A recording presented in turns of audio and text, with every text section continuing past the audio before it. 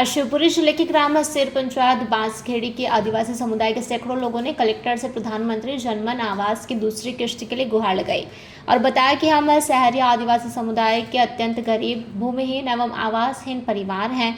सेर ग्राम की बजरंग कॉलोनी में हम पिछले कई वर्षों से रह रहे हैं और मजदूरी का काम करके अपना और अपने परिवार का भरण पोषण करते हैं। हमारे लिए प्रधानमंत्री जनमन आवास योजना अंतर्गत पक्का घर बनाने के लिए प्रथम किश्त मिल गई, जिसके माध्यम से हमने बुनियाद की खुदाई करवाई एवं पिलर निर्माण का कार्य भी संपन्न कर लिया, लेकिन दूसरी किश्त अभी तक नहीं मिली है, जिसके कारण मकान बनाने का काम अधर में लटका हुआ है। हमें बताया गया कि निर्माण स्थल की भूमि ट्रांसपोर्ट नगर के लिए है, जबकि पूर्व में कई लोगों को उसी भूमि पर पट्टे भी दिए जा चुके हैं। अगर वह भूमि वास्तव में आरक्षित होती तो हमारा ऑनलाइन सर्वे, भू अवलोकन एवं प्रथम किश्त क्यों दी जाती, और इस विवाद के चलते हमारी दूसरी किश्त रोक दी गई और अधूरी कुटीरों की वजह से हमें खुले आसमान के नीचे सोना पड़ रहा है। वहीं बारिश, सर्दी व भीषण गर्मी में झोपड़ी में रहना अत्यंत कष्टकारी होता है। इसलिए कलेक्टर से दूसरी किश्त की मांग को लेकर आज सभी आदिवासी समाज के लोग कलेक्ट्रेट पहुंचे।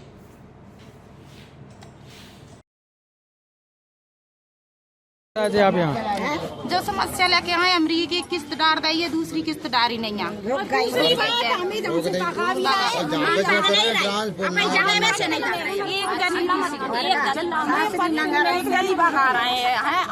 हमें कुटरियाँ दे दी, हमने झोंपड़ी में डाल दी और बरसात आ गई। और फिर दूसरी बात, हमें कुटरियाँ हमारी जमीन में ऐसे ही भगा रहे हैं। कौन भगा रहा है? शास्त्री।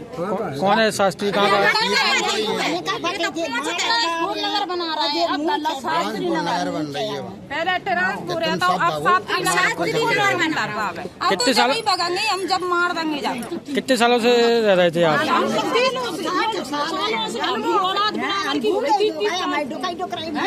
रह रहे हैं, हमरे पुरखा मार गए, खुरगाए सब।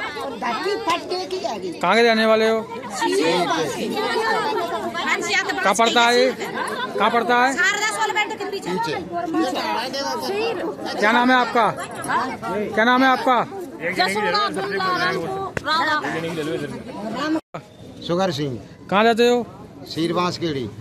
सीर कहाँ पड़ता है? शारदा सोलवेंट के पीछे। क्या समस्या लेकर आते हैं आप यहाँ? जहाँ पे आए, हमारी कुटील एक किस्त आई है और सब रोक लगा दिए शास्त्री जी ने। वो ये कहना चाहता है कि जहाँ पे कोई कुटील मुटील नहीं बनेगी, कोई आवास नहीं बनेगी, और हम जहाँ पर ट्रांसपोर्ट नगर निकालना चाहते हैं। तो कुटील हमारी पट्टों की जमीन है, वो भी जमीन हमारे से पत्थरों पे दे दी है, और वो कहता है जहाँ पे जो मकान बनेंगे वो सरकारी, हाँ सरकारी, जो हमारी तुम्हारे को पट्टे अलग लिए जाएंगे। आपके पास पट्टे हैं? हाँ पट्टे हैं। और आपकी कुटी स्वीकृति हो गई है, हाँ। तो उसको क्या आपत्ति आ रही है उनको? ट्रांसपोर्ट नगर ये बात ये कह रहा है वो कि ट्रांसपोर्ट नगर में आ रही है। हाँ हाँ। कितने परिवार रहते हैं वहाँ? अरे बहुत सारे, पूरे गांव है वो तो कितने हैं परिवार? कितने रहते हैं? 100 है, 200 है, 300? कितने परिवार अरे हैं? वो 200-250 परिवार रहते हैं। हाँ। शिवपुरी से कुलदीप गुप्ता की रिपोर्ट। जयराम जी, किशन काका।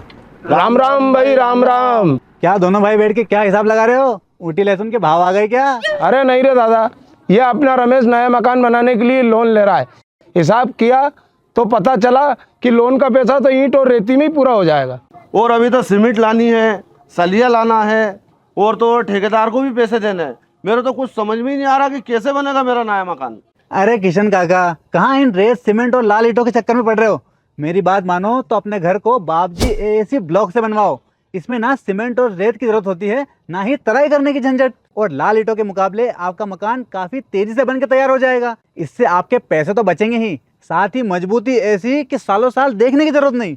और इससे आप अपना मकान ही नहीं, कुएं और खेत की बाउंड्री वॉल भी बनवा सकते हो, जिससे रोजड़ों की समस्या भी खत्म हो जाएगी। वाह भाई, ये तो कमाल की चीज है। फिर तो मैं अपना घर बाबजी ब्लॉक से ही बनवाऊंगा। और मैं अपने खेत की बाउंड्री वॉल। ज्यादा जानकारी के लिए स्क्रीन पर दिए गए नंबर पर अभी कॉल करें। बाबजी एएसी ब्लॉक्स, स्टील से मजबूती।